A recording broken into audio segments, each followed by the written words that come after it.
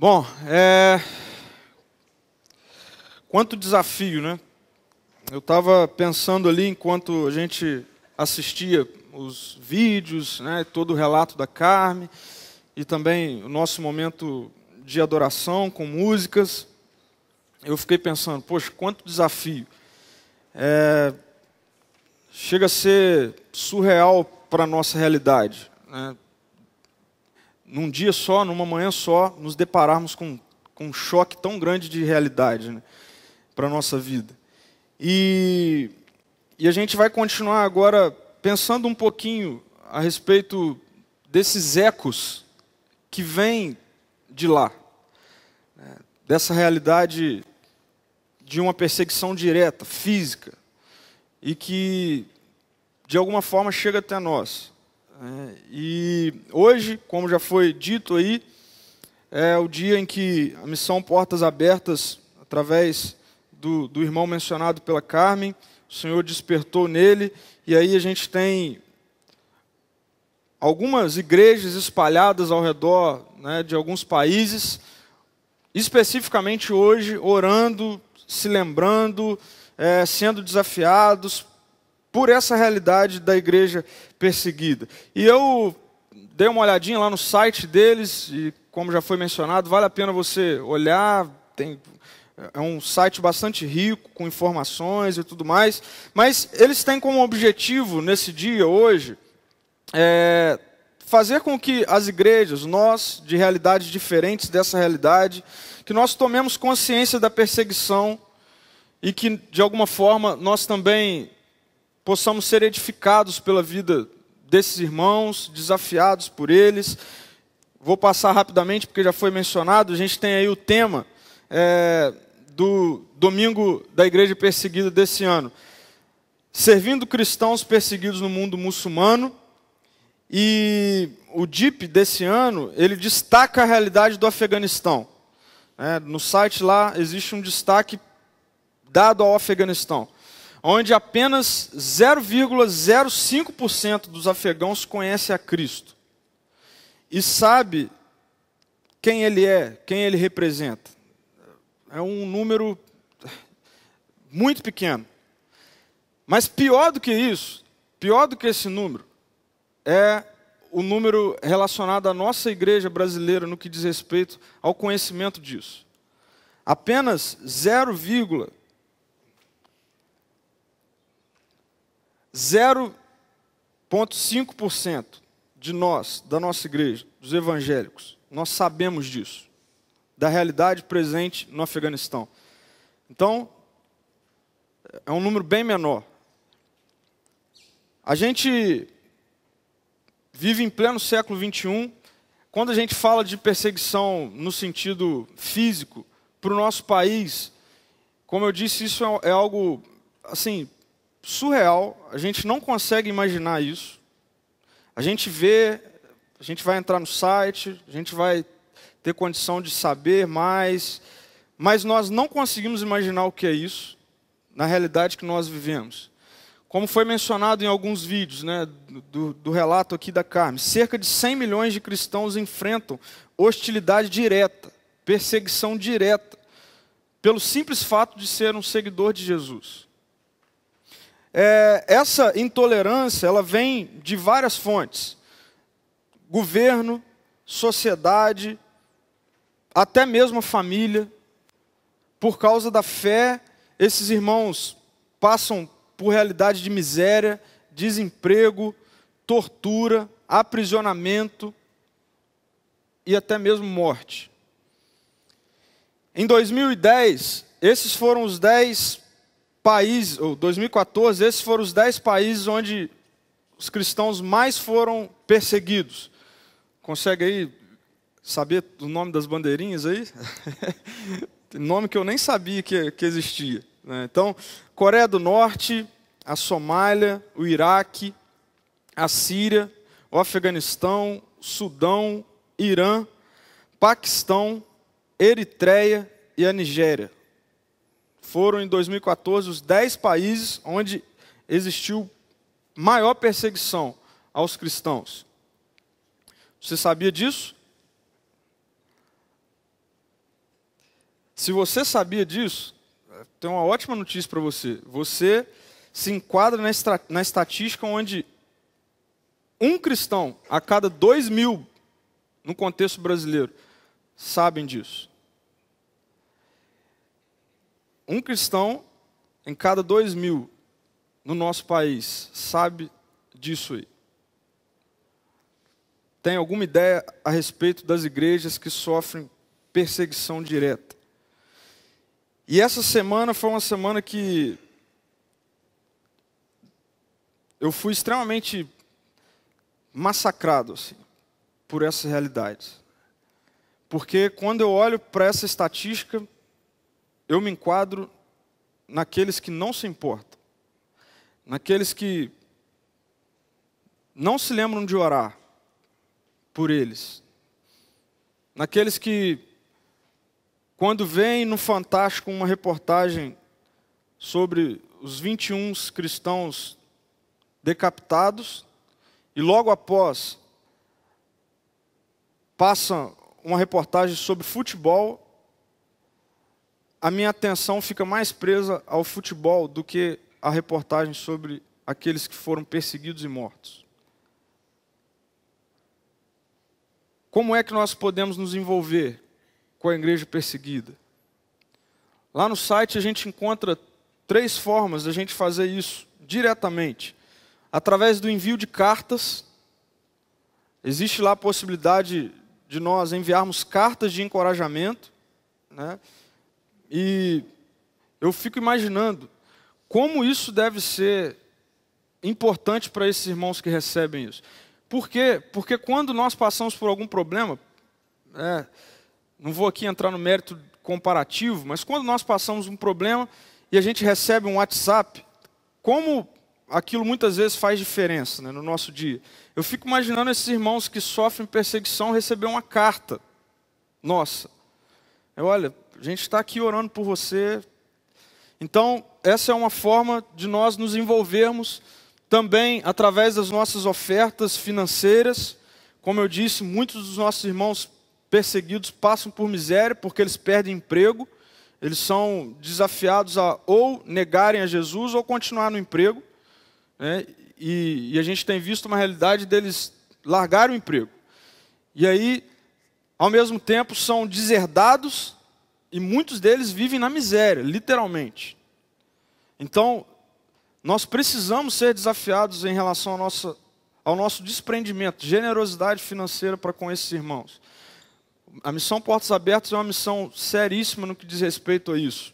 Então, nem preciso aqui citar outras. E, logicamente, através das nossas constantes orações. Mas eu queria aproveitar esse dia para a gente pensar um pouquinho à luz do Evangelho, o que é que essa temática tem a ver comigo e com você? O que que essa temática tem a ver com nós, da igreja brasileira? Mais especificamente, com a nossa realidade aqui da CPV. Porque é super importante a gente ficar sabendo e conversando sobre essas questões, mas isso precisa gerar alguma coisa em nós. Alguma coisa em nós. E eu sinto, e eu senti durante toda essa semana, que isso deve gerar muito mais do que simplesmente a nossa preocupação em olhar para ficar sabendo o que é que acontece com eles. E nessa manhã, como nós já vimos aqui, chegam até nós, até os nossos ouvidos, alguns ecos que servem para nos desafiar. Ecos que dizem respeito à forma como esses nossos irmãos de lá entendem o chamado de Jesus e como é que eles devem ecoar aqui, na nossa realidade. Se você fizer uma pesquisa bíblica sobre textos bíblicos referentes à perseguição, principalmente no Novo Testamento, você vai encontrar muitos. Muitos deles passam pela realidade presente na vida desses nossos irmãos de lá, que é o aspecto do martírio, né, de irmãos que de fato sofrem agressão física, são mortos e tudo mais. Mas essa não é uma realidade presente aqui. A realidade da perseguição física não é uma realidade presente aqui. nós sofremos sim, e nós temos todo o direito de dizer, teologicamente, que existe uma perseguição no nosso país. Existe uma perseguição a nível mundial em relação aos cristãos. Se você acessar o site da Globo, você vai ver lá, num cantinho lá, a possibilidade de você entrar para ver o horóscopo do dia. Não vai ter nenhum texto bíblico lá para você ler. Esse é um tipo de perseguição midiático. A gente vê uma série de leis e propostas de leis tentando ser passadas o tempo todo, que vão de encontro aos princípios bíblicos. A gente tem falado isso aqui em algumas séries nossas. É um tipo de perseguição política. Nós temos, de forma muito real e prática, adolescentes e jovens que sofrem perseguição dentro da faculdade por parte de professores, por exemplo. Então nós temos, sim, algum tipo de perseguição, seja ela social, política, midiática. Mas, gente querida, não tem como a gente querer colocar isso no mesmo patamar de igualdade com esses nossos irmãos que sofrem uma perseguição física direta. Não tem como. A gente pode até passar por situações, talvez você já tenha vivido situações parecidas, ou sabe de alguém que já passou por isso, de ser ridicularizado por andar com a Bíblia. Eu conheço pessoas, jovens, que são ridicularizados pelo grupo lá que eles fazem parte, na escola e tudo mais, quando esses descobrem que eles são seguidores de Jesus. Isso acontece mesmo. Mas eu fiz questão de procurar, não consegui achar, na minha pesquisa, não consegui encontrar nenhum caso de morte física no nosso país por alguém ser um seguidor de Jesus. A gente tem um vídeo rodando na internet de um pastor, se eu não me engano, que estava pregando em alguma praça, se eu não me engano, em São Paulo, e ele toma uma pedrada. Esse foi o nível de perseguição física que eu consegui encontrar no nosso país. Mas não tem como a gente afirmar e querer discutir que existe sim uma perseguição do mesmo jeito. Não é do mesmo jeito. Não é do mesmo jeito. Uma coisa é alguém te ridicularizar, me ridicularizar. Outra coisa é alguém colocar uma faca no meu pescoço. São coisas diferentes. São reações diferentes. E aí, justamente por isso eu fiquei orando e pensando, Deus, como a gente pode conversar sobre essa temática de perseguição sem ela estar diretamente ligada ao martírio no nosso país. E me veio à mente um texto que se encontra em Mateus 5, eu queria que você abrisse sua Bíblia, por favor. Mateus 5 é o famoso Sermão da Montanha, ou Sermão do Monte, e a gente vai usar alguns versículos desse capítulo. Mateus 5, eu vou ler a partir do verso 11 até o versículo 16. Também ele será projetado aqui. Mateus 5, do 11 ao 16.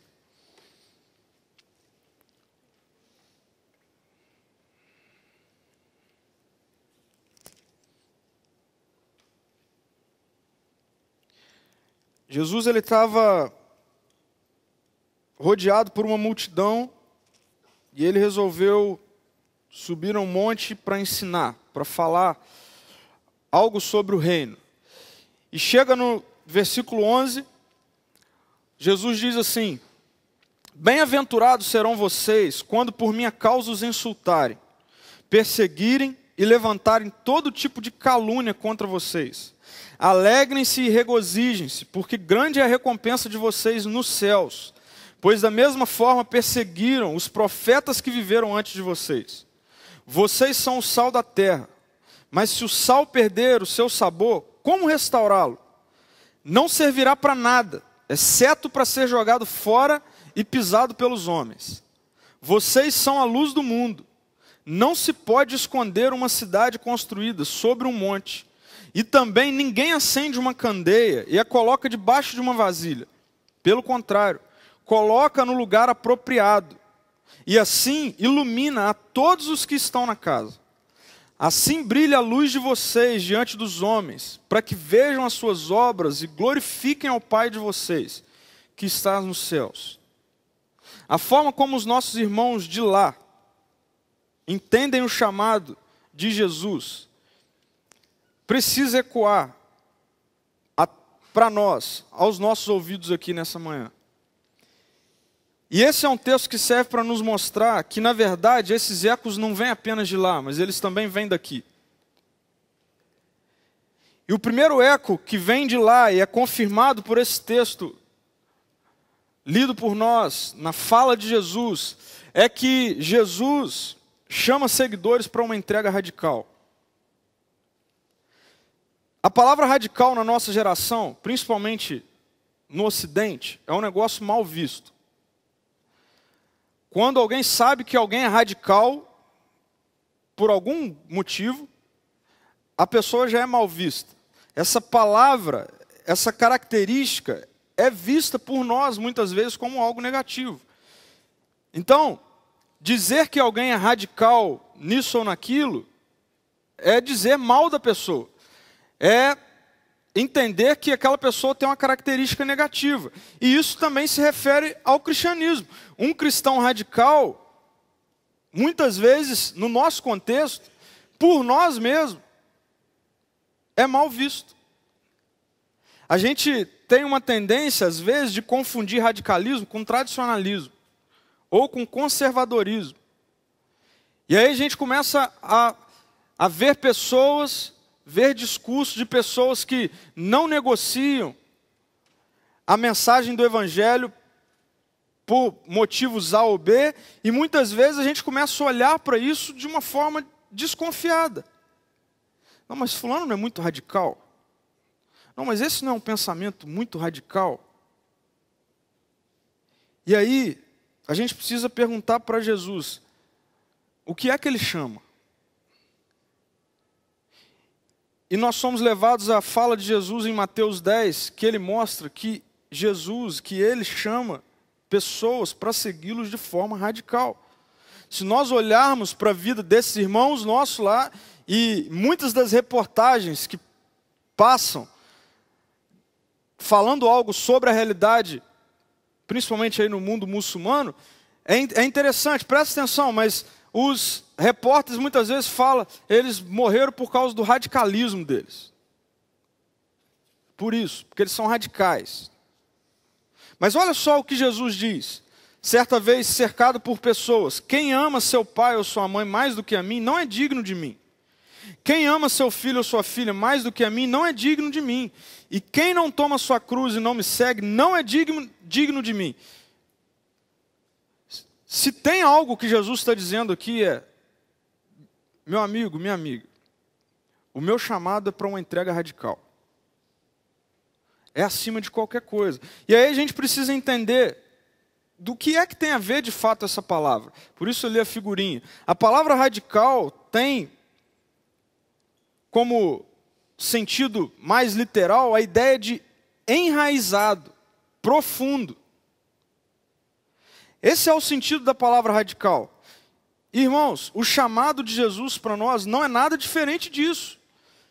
Tem que gerar profundidade. A nossa entrega tem que ser uma entrega profunda. Não pode ser uma entrega superficial. O Reis citou aqui a parábola lá do semeador. O que nós encontramos ali é exatamente isso. Inclusive, uma das figuras que são trabalhadas ali por Jesus é essa ideia, daquele que a raiz ficou na superfície. E aí qualquer coisa vem e arranca. O chamado de Jesus para a nossa vida é um chamado radical. Nós conseguimos facilmente olhar para essa realidade na vida desses nossos irmãos perseguidos lá. Eles são radicais. Jesus está acima de qualquer coisa na vida deles. Jesus está acima da família deles. Jesus está acima do emprego deles. A causa de Jesus é aquilo pelo qual eles mais lutam, mais veem sentido. Eles são radicais. Eles são radicais. Mesmo que isso venha custar a eles relacionamentos, bens, simpatia dos outros, eles são radicais. E a gente precisa ouvir esse eco que vem de lá e questionar o nosso coração aqui nessa manhã. Qual tem sido a profundidade da nossa vida em discipulado com Jesus? A quantos metros está a raiz do cristianismo no nosso coração?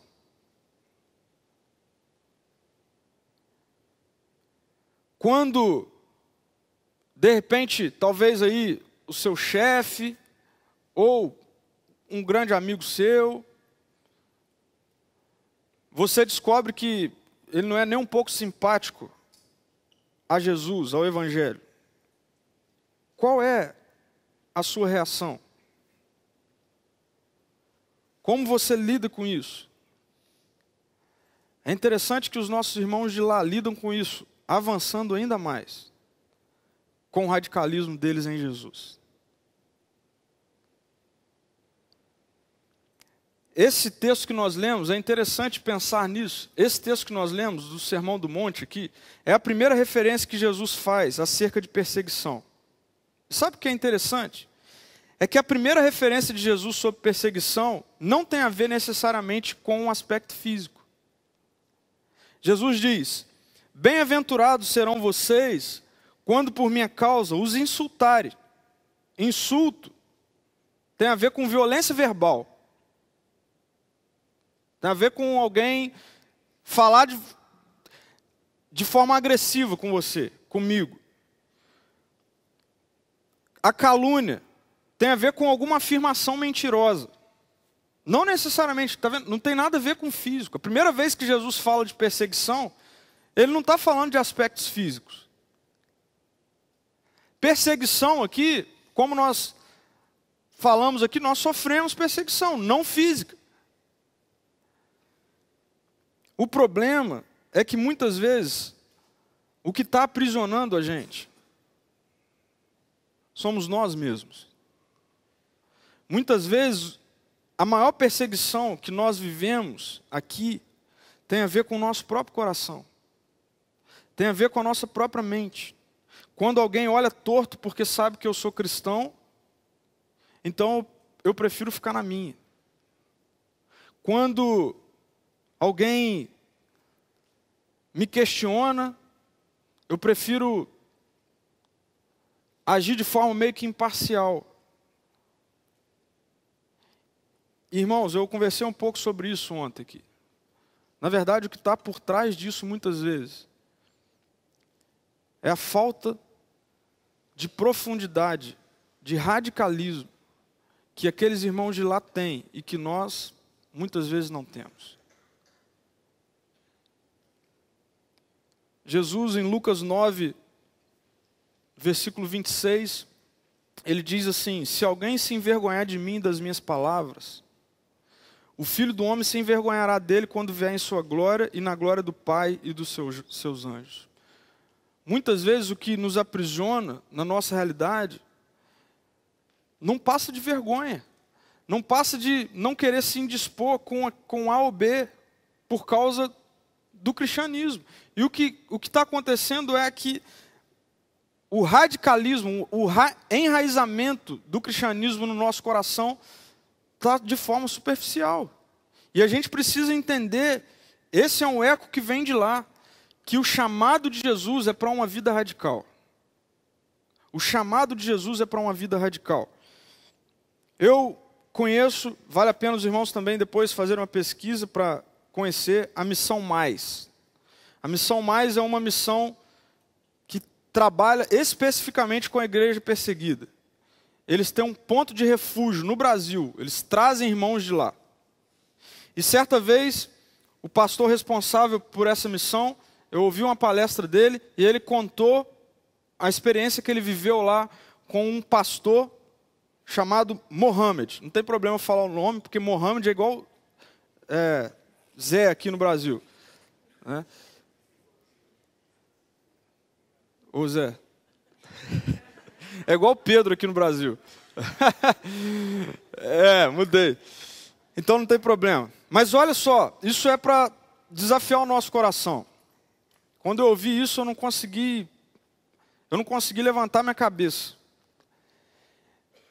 Esse pastor Mohammed se converteu ao cristianismo e a família dele era toda radical islâmica. E quando ele se converteu, a primeira coisa que aconteceu com ele foi ele ser deserdado. Primeira coisa. E ele era casado. A segunda coisa que ele vivenciou, logo nos primeiros anos de cristianismo dele, foi um grupo radical entrar na casa dele e estuprar a esposa dele, com ele vendo. Esse pastor, quando ficou sabendo disso, procurou o Mohammed e falou: cara, eu preciso te levar para o Brasil. Cara. Você não está entendendo, eles vão te matar. Eles vão matar a sua família. Essa história é longa. Depois, se você quiser, me manda um contato que eu te mando essa pregação. Mas eu só queria dizer o que o Mohammed disse quando ele foi convidado para vir para o Brasil. A fala dele foi assim: por favor, não me faça esse convite. Porque eu tenho medo de chegar no Brasil e a minha vida ficar cômoda demais. E eu deixar de ser radical na minha vida em discipulado com Jesus. Às vezes, o que acontece com a gente é que a nossa vida fica cômoda demais. O privilégio se transforma em uma tragédia na nossa vida.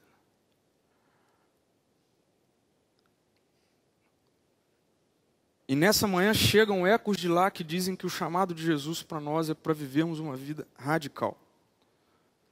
Mas, indo para frente aqui, um segundo eco que vem de lá e que é comprovado aqui é que Jesus chama seguidores para uma vida eterna. Eu queria te perguntar isso, que você fosse honesto nessa manhã. Eu fiquei fazendo essa pergunta para mim durante toda essa semana. Nós cremos nisso? Nós cremos que, de fato, o que a gente lida aqui, essa coisa toda que a gente fala do reino, tem a ver com uma vida eterna? Se nós cremos nisso, nós precisamos viver isso. Jesus mostra isso de uma forma muito consistente, ao dizer aos seus seguidores que eles devem ser radicais em sua entrega e se alegrarem com a perseguição. Olha só o tamanho disso. Mas por que Jesus diz isso? Porque ele passa a ideia real, prática, de uma convicção na vida desses irmãos, de que a vida deles não se limitam a isso aqui que a gente está vivendo. O chamado de Jesus é para a eternidade. Olha só como que Jesus trabalha isso. Alegrem-se, regozijem-se, porque grande é a recompensa de vocês. Aonde? Não é aqui, nos céus. Nos céus. O problema, irmãos, é que muitas vezes o nosso comodismo, pela falta do radicalismo, gera em nós um aprisionamento que vem cercado com correntes de ganância, de apego ao dinheiro, de bens materiais, de conforto. E tudo isso está muito limitado a essa vida aqui. A essa vida aqui. O apóstolo Paulo diz em 1 Coríntios 15, 19, que se é somente para essa vida que nós temos esperança em Cristo, nós somos, dentre todos os homens, os mais dignos de compaixão. O sentido literal disso aqui é: nós somos dignos de pena. Se a nossa esperança em Cristo, se tudo que nós fazemos aqui, se você se sente muito motivado a começar a fazer parte disso aqui, a se render a Jesus, E se isso limita a sua esperança para essa vida aqui, as Escrituras dizem que nós somos dignos de pena. Porque a realidade da vida que nós experimentamos aqui é uma realidade de uma vida em queda. É a realidade de uma vida ainda desconectada de Deus. A presença dEle, o reino dEle não é pleno. Então, meu querido e minha querida, você vai, inevitavelmente, nós vamos passar por problemas aqui. Mas quando a nossa vida começa a caminhar por objetivos de tentar a todo custo evitar problemas aqui, muitos deles passam pelo conforto, por ter condições, que num primeiro momento não tem nada errado, mas que se transforma num grande erro, quando a gente começa a viver a nossa vida limitada aqui. E o chamado de Jesus é para uma vida que é eterna. Eu quero contar um outro relato sobre um acontecimento que vem de lá. Eu estava conversando com um pastor amigo meu que teve a oportunidade de conhecer um pastor também que tem trabalhado diretamente com a igreja perseguida. E ele estava me contando que um dia eles estavam conversando e esse pastor relatou que ele teve a oportunidade de conhecer a mãe de um daqueles que estavam no grupo lá dos 21 que foram decapitados. E ele passou um momento lá com essa mulher. E ele começou a perguntar a respeito de qual era o sentimento dela para com o Estado Islâmico. O que ela sentia. E o que ele ouviu dessa mulher foi: a primeira coisa que eu queria fazer, que se eu tivesse com um deles, era agradecê-los por eles não terem cortado o áudio no momento da morte do meu filho. Aí, por quê? Por quê? E aí ela disse assim: porque eu pude ouvi-los orando. E naquele momento eu percebi que eu tinha conseguido ser uma boa mãe. E aí o pastor ficou curioso e perguntou por que é que ela tinha chegado a essa conclusão. Ouvindo um áudio de um filho sendo decapitado, uma oração dele. E ela disse: porque ele agradecia a Jesus por agora estar entrando plenamente no seu reino. E aí ela completou a fala dela: então eu vi que eu consegui passar o maior valor de todos, que era a vida eterna. Esse é um eco que chega de lá. O chamado de Jesus é para uma vida eterna. O chamado de Jesus não é para o que você está vivendo agora. Não é para o que nós estamos vendo agora. Não é para os projetos que nós temos agora. Se a nossa vida se limitar a isso, se o nosso relacionamento com Jesus se limitar a isso, as Escrituras dizem que nós somos dignos de pena. Dignos de pena. Mas de lá vem um terceiro e um último eco nessa manhã, que chega até nós, que diz que Jesus chama seguidores para uma missão. O texto continua dizendo: vocês são o sal da terra. Mas se o sal perder o seu sabor, como restaurá-lo? Não servirá para nada, exceto para ser jogado fora e pisado pelos homens. Vocês são a luz do mundo. Jesus chama seguidores para uma missão. Quer não ser perseguido? Quer não ser perseguido por ser cristão? É só você cair no erro de achar que Jesus te chamou para ser um agente secreto dele. E a gente está cheio de gente assim. Às vezes nós, agente secreto de Jesus. Você já pensou na tristeza que será se um dia você chegar aqui pela manhã, e aí você se depara com um amigo, com uma amiga, um colega seu de trabalho, que você trabalha com ele há 5 anos, e ele pergunta para você assim, ué, o que você está fazendo aqui? Infelizmente, irmãos, muitas vezes a nossa vida tem sido uma vida de agentes secretos de Jesus. Mas sabe por que isso acontece? Isso acontece porque, no contexto da igreja ocidental, isso está muito impregnado em nós. A gente tem entendido a forma como nós devemos olhar para Jesus totalmente distorcida. Sabe como nós olhamos para Jesus muitas vezes? Como um fã olha para um ídolo. E Jesus não chama a gente para ser fã dele. Jesus chama os seguidores para serem súditos dele. Quando o nosso relacionamento é um relacionamento de fã, ontem eu brinquei aqui, se você falar para mim que você é fã do Justin Bieber, eu vou te zoar. E aí o que vai acontecer? Você não vai mais chegar perto de mim e falar que você é fã do Justin Bieber. Isso tem acontecido muitas vezes com a gente. A gente sabe que nós somos fãs de Jesus, e aí nós sabemos que algum amigo nosso, amiga nossa, algum conhecido nosso, nosso chefe, o professor, algum parente, não curte muito esse negócio. Como nós somos fãs, então a gente cai na besteira de falar, então deixa isso para lá, ele vai me zoar. Mas Jesus chama súditos. O relacionamento de um discípulo de Jesus para com Jesus é de um súdito para com um rei, e não de um fã para com um ídolo. E quando nós entendemos que Jesus é nosso rei, e que nós somos seus servos, então nós precisamos entender que o chamado de Jesus sempre aponta para uma missão. Quer não ser perseguido, tente viver uma vida em que pessoas não saibam que você é cristão.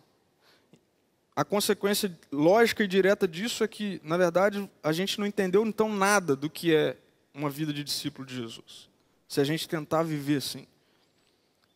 O que a gente ouve de lá, e que ecoa para nós aqui, é que esses irmãos, frente à perseguição, o que eles fazem é caminhar ainda mais para que o evangelho avance lá. Por isso que eles são perseguidos. Eu desafio você a procurar na sua Bíblia passagens que mostram perseguição. Em todas elas, a igreja ou as pessoas estavam proclamando o evangelho. Proclamando o evangelho. Eu concordo, talvez de fato, o que acontece com a gente aqui no nosso país, essa é uma suposição, ok?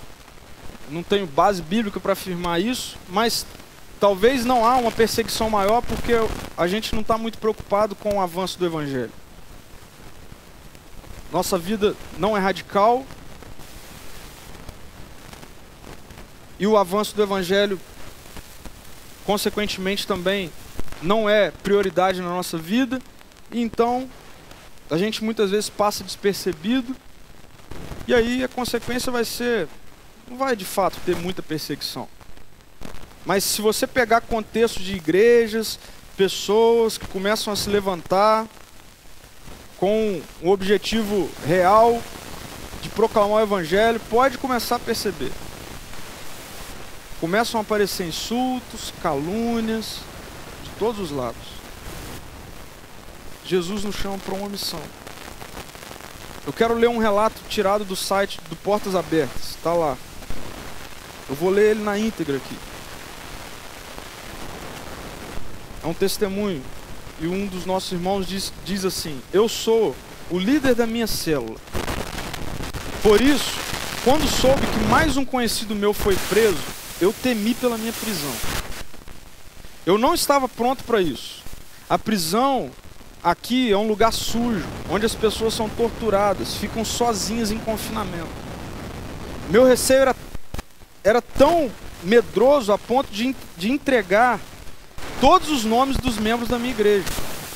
Esse era o medo dele. Se me pegarem, eu vou entregar o nome. Porque lá, como nós vimos aqui num dos vídeos, né, ninguém sabe quem é. Eles não podem. A identidade é muito preservada. E aí ele diz isso. Meu receio era ao ponto de, ao ser perseguido e preso, eu entregar os membros da minha igreja. Eu temia que até poderia negar minha fé, caso eles me torturassem. Sentia que era um covarde. E aí ele faz um pedido para Deus. Olha o pedido dele. Eu pedi a Deus de todo o meu coração para não me provar além da minha capacidade. E aí ele continua. Poucos dias depois que fiz essa oração, ouvi uma batida na minha porta. Meu coração pulou. Era a polícia secreta. Eu tinha alguns minutos para me preparar e ir com eles. Eu sentia raiva de Deus. Deus não ouviu minhas orações? Enquanto eu caminhava até a porta, eu argumentei com Deus. Eu não tinha pedido a Ele para não me colocar nessa situação? Eu não tinha dito a Ele que eu poderia não resistir à perseguição? Então por que é que Ele me fez passar por essa provação? Quando eu saí pela porta, o que eu mais temia aconteceu. Eles vendaram os meus olhos e me levaram para a prisão. Não fiquei em uma cela sozinho, mas o cheiro do lugar me deixou enjoado. Eu estava morrendo de medo. O que é que aconteceria comigo? Horas mais tarde, os guardas vieram me levar para fora. Andando pelos corredores, todos os tipos de pensamentos passaram pela minha mente. Eu seria torturado e forçado a dar os nomes dos meus amigos cristãos? Eu era forte o suficiente para testemunhar que Jesus era meu Senhor? Eles me colocaram em uma cadeira em frente a um interrogador. E ele me perguntou, por que você se tornou cristão? E por que você está convencendo outros muçulmanos a fazer o mesmo? Quando olhei para ele, senti que não era forte o suficiente para responder.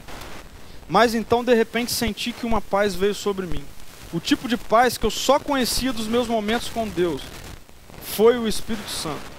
Para minha própria surpresa, eu não estava mais com medo. E aí, em frente ao interrogador, a resposta dele é, para mim, é uma honra falar sobre Jesus. Eu disse para o interrogador, que expressava em seu rosto raiva a cada palavra que eu dizia. Você também precisa de Jesus em sua vida. Eu não posso ser indiferente. Eu quero que você experimente a alegria e a bênção da salvação. Eu não posso me calar. Consegue imaginar essa cena? O cara que estava com medo, brigando com Deus, de repente está em frente ao interrogador, sabendo que ele estava correndo um risco real de morte, e é isso que sai da boca dele. E aí ele continua. O interrogador me mandou voltar para a cela, depois de me avisar que o testemunho que havia dado poderia custar muito caro para mim. Então meu medo voltou, e eu não consegui dormir naquela noite. Eu decidi que ficaria calado se eu fosse interrogado novamente. Mas no dia seguinte a mesma coisa aconteceu. Mais uma vez fui tocado pelo Espírito Santo e compartilhei com o interrogador a respeito de Jesus. Naquela noite eu não dormi. Em uma noite, ouvi uma batida na porta. Aquilo não poderia significar algo bom. Eu ouvi a voz do interrogador. Pensei que ele iria me agredir. Mas ele disse, não tenha medo. Eu preciso da sua oração. Nós conversamos durante horas, até que finalmente o interrogador decidiu entregar seu coração a Jesus. Oramos juntos. Olhando para ele, eu poderia ver que seu rosto parecia mais brilhante do que antes. Esta é a primeira vez que experimentei a paz e o amor de Deus em minha vida. Ele compartilhou. Aí ele continuou. O interrogador não poderia me ajudar abertamente, mas em sua própria maneira ele me ajudou em meu caso. Pouco tempo depois eu fui libertado. Ainda tenho contato com ele e com a sua esposa, que também entregou seu coração a Jesus. Eu quero ajudá-los a crescer na fé. O interrogador quer ser um evangelista um dia.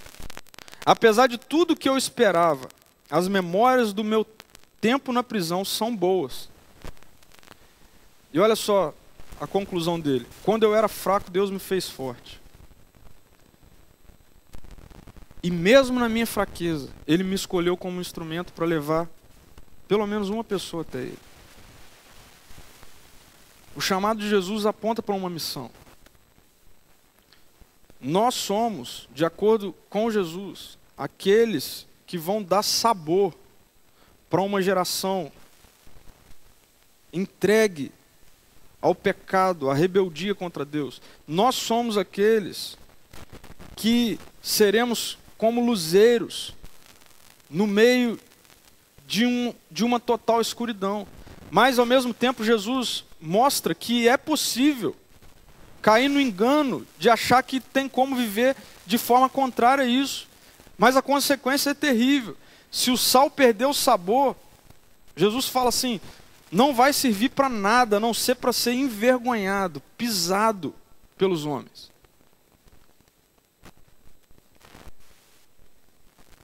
Infelizmente, muitas vezes nós queremos conviver com a verdade do Evangelho sem que ela tome conta da nossa vida e das nossas intenções, no nosso contexto. Nós precisamos sair daqui nessa manhã entendendo que Jesus chama seguidores para que através dele outras pessoas o conheçam. A gente precisa entender isso de uma vez por todas. Eu preciso entender isso de uma vez por todas. Quantas pessoas passam por nós? E se nós analisarmos honestamente, a gente vai ver que nós não compartilhamos a razão da nossa fé para essas pessoas, muitas vezes por causa da falta de radicalidade, falta do radicalismo nosso em relação ao nosso chamado, em relação ao alcance do Evangelho nas nossas vidas. Nós precisamos entender isso. Nós precisamos entender que muitas vezes isso não é prático, real na nossa vida, porque a nossa vida está limitada a isso aqui. Então, de fato, nós nunca teremos tempo. De fato, isso nunca vai ser prioridade, se nós não entendermos que Jesus nos chama para a eternidade. Então, nessa manhã, a gente precisa olhar para a realidade que acontece lá, ouvir os ecos que vêm de lá, e entender que o chamado de Jesus é para discípulos radicais, com profundidade.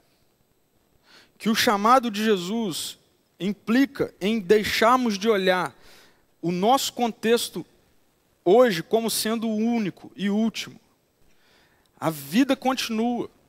Se nós cremos nisso, nós precisamos viver isso. E nós precisamos olhar para tudo isso que a gente vê acontecendo lá. E entender que isso só acontece lá, porque eles não se calam de proclamar a razão da fé deles.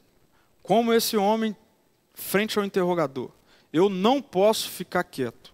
Eu preciso dizer para você que você precisa de Jesus. E aí, é interessante isso na fala dele, porque ele falou isso sem crer o que isso poderia gerar. Porque na cabeça dele, quando ele ouviu a voz do interrogador, ele falou, pronto, morri. E é isso que tem que acontecer com a gente. A nossa intenção não deve ser de tentar convencer, mas deve ser sim, de tentar proclamar. E a gente olhando para essa história e outras tantas que as Escrituras trazem para nós, a gente vai perceber que quem faz isso, essa esfera, é de Deus.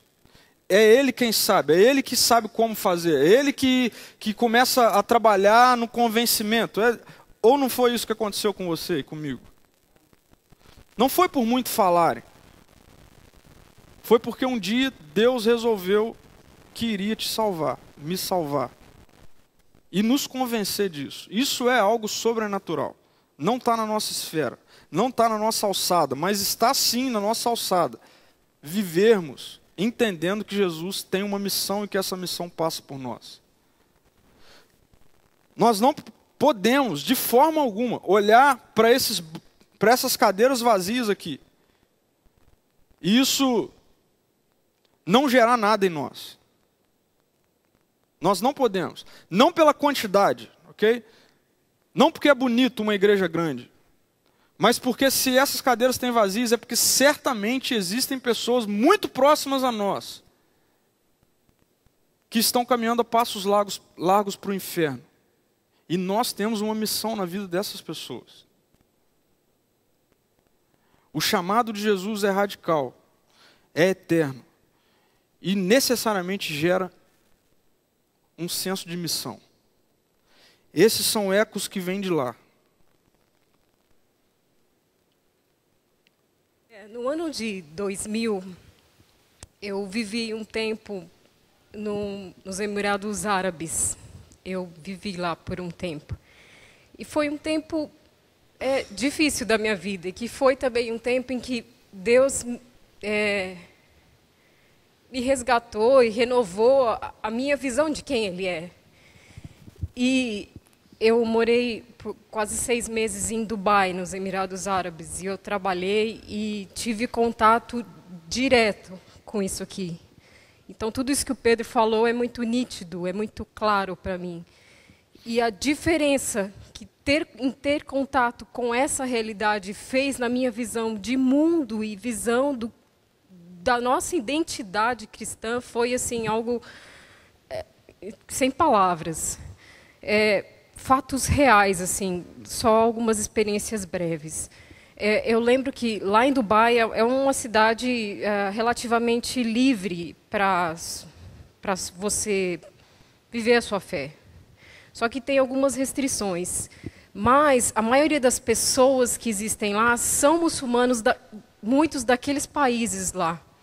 E na identidade cultural deles é muito forte questões culturais e principalmente a ideia de que você não vive para esse mundo aqui. Porque mesmo no Islã, eles nascem com essa ideia de que a vida não é aqui, é algo além, você tem a sua missão aqui. Só que eles têm, deturpado, né? Não, na visão deles, eles vivem para algo do além dessa esfera aqui. E eu lembro, numa ocasião, eu frequentava uma igreja batista lá, e em uma outra ocasião a esposa do pastor ia passar onde eu morava para me levar para a igreja, me dar uma carona. E eu tinha uma Bíblia, e eu estava no térreo assim, do prédio que eu morava, com a Bíblia. E um dos garis, o pessoal que limpa a rua, assim, ele era paquistanês, tem muitos paquistaneses lá. Ele olhou, a hora que ele me viu, ele sabia que aquilo que eu estava na mão era uma Bíblia. Ele olhou com uma cara assim, ele me fulminou. Só olhou para a minha Bíblia, olhou para o meu rosto, ele me fulminou assim. Era como se a expressão dele dissesse: você não tem noção do que você está fazendo? Você não tem noção. E só aquilo, eu fiquei com medo. Eu falei, gente, esse cara pode me agredir, não sei. E eu tive contato com amigos palestinos mesmo, que viviam lá e trabalhavam lá para mandar recursos para a família que vivia na faixa de Gaza.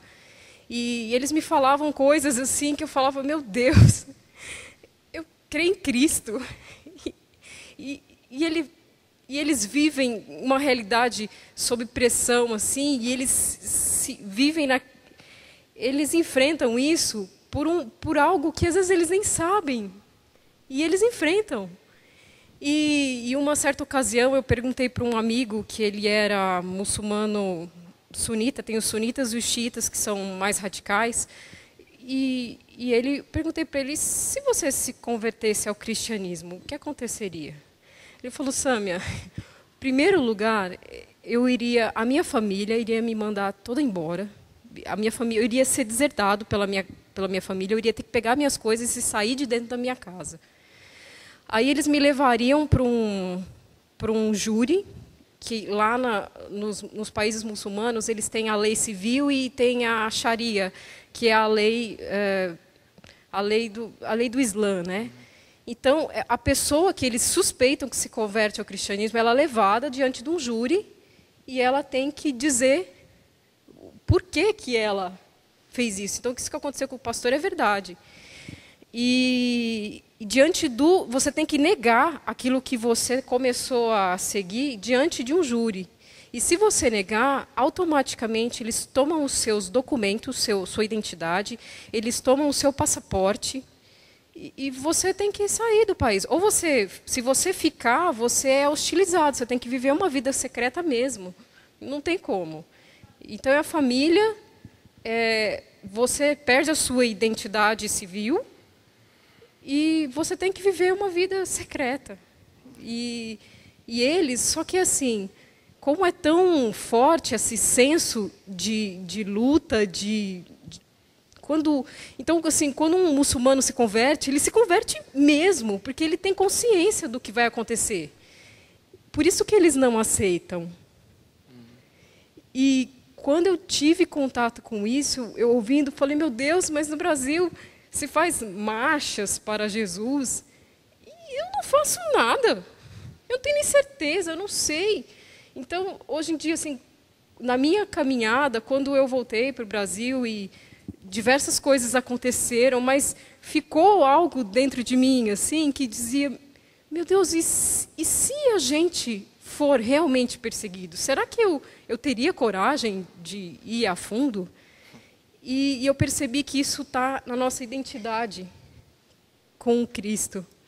Então, todo o trabalhar de Deus na nossa identidade é que transforma essa consciência. E que a gente realmente não vai saber se vai ter força ou não, mas isso não importa, se você sabe quem você é em Cristo. E isso fez toda a diferença, mesmo. E eu dou glória a Deus de estar poder falando isso para vocês hoje, porque eu não queria muito falar desse tempo, desse passado, dessa época que eu vivi lá. Mas eu percebo que se um dia isso aconteceu, era porque eu deveria passar essa noção para vocês. Assim, é um universo completamente diferente do que a gente vive aqui.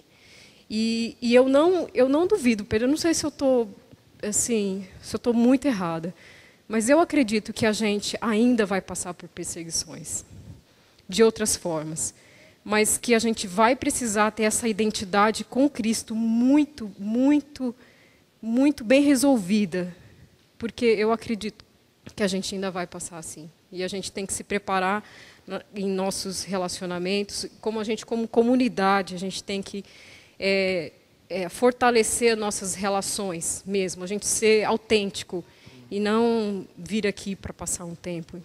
Então, eu acho que isso é forte mesmo. Legal. É isso. Queria já concluir aqui. Muito bom o testemunho da Sami, né, de quem viu isso de perto. Eu não sei como você chega ao final dessa manhã. Eu chego ao final dela com medo, porque eu não sei como vai ser se um dia isso acontecer.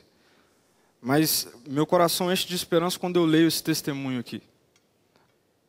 De um irmão que também se mostrou que ele tinha muito medo desse dia.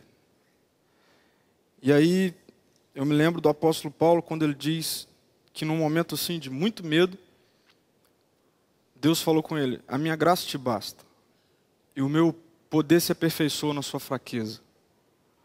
E aí Paulo conclui, quando eu sou fraco, é aí que eu sou forte. Eu queria desafiar a nossa vida, nessa manhã aqui, em alguns aspectos, para que a gente peça para Deus gerar no nosso coração um amor radical pelo Evangelho. É esse amor que vai possibilitar, de fato, a gente passar por qualquer coisa, por amor a Jesus. Um amor profundo. Eu queria que a gente orasse para que nessa semana a gente tivesse momentos de reflexão, para pensar um pouquinho se a nossa vida não tem talvez se limitado a objetivos efêmeros demais, passageiros, e pensado pouco naquilo que de fato importa, que é eterno. Queria que a gente pudesse pensar nisso essa semana, enquanto pessoas, enquanto famílias. Eu queria que a gente orasse para que Deus nos desse a oportunidade de sermos sal, luz, na vida de pessoas, de amigos, de pessoas que nós tanto amamos. E que de alguma forma nós nos envolvêssemos mais com a igreja perseguida.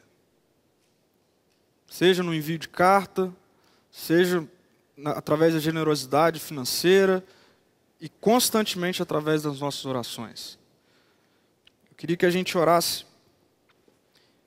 um pouquinho nessa manhã, que você pensasse um pouquinho em tudo isso que você viu aqui hoje e que você deixasse Deus te desafiar, mostrar para você mesmo quais são as áreas da sua vida, da minha vida, que precisam ser alinhadas. O que é que talvez esteja faltando? Radicalismo. Jesus nos chama para sermos seguidores radicais dele.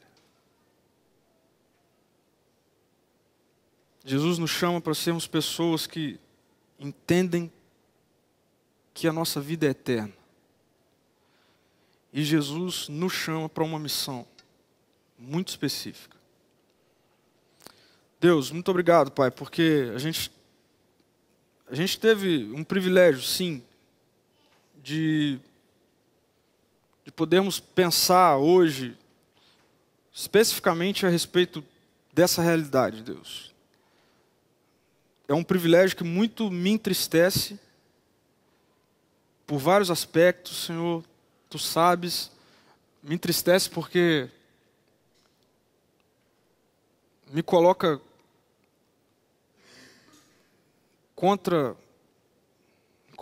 a parede do meu coração, me mostra que muitas vezes, Deus, como eu tenho sido superficial,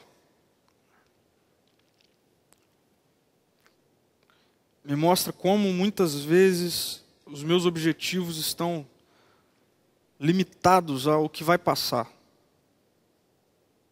E por causa disso tudo, me mostra o quão longe eu estou de ser sal e luz para os meios em que eu vivo. A gente não tem outra coisa a fazer a não ser pedir perdão, Deus, e misericórdia nessa manhã aqui, Deus. E a gente quer pedir, Pai, para que o Senhor continue a fortalecer esses irmãos nossos de lá. Se a gente puder pedir para que o Senhor os livre disso, esse é o nosso desejo, mas a Tua palavra é muito clara. Quando o Evangelho começar a ser exposto, vai haver perseguição. Então a gente quer te pedir para que o Senhor dê experiências marcantes, reais, que o Senhor se manifeste, transborde na vida desses nossos irmãos a esperança, a coragem, o poder, a autoridade. Eles precisam disso, Senhor. E que de alguma forma isso ecoe para nós também, Deus. Eu me envergonho quando eu falo que eu sou perseguido. Porque se eu olhar para essa realidade, eu vejo que eu não tenho nem coragem de dizer isso. E diante da possível perseguição que nós enfrentamos aqui, o que é que nós temos feito, Deus? Então, Pai, que isso não fique no campo da informação apenas, Deus, mas que isso gere em nós características que ecoam de lá e que certamente farão diferença na nossa vida e na vida de pessoas que caminham com a gente. Essa é a oração que nós fazemos, Pai. Em nome de Jesus e para a glória de Jesus. Amém. Você pode ficar de pé.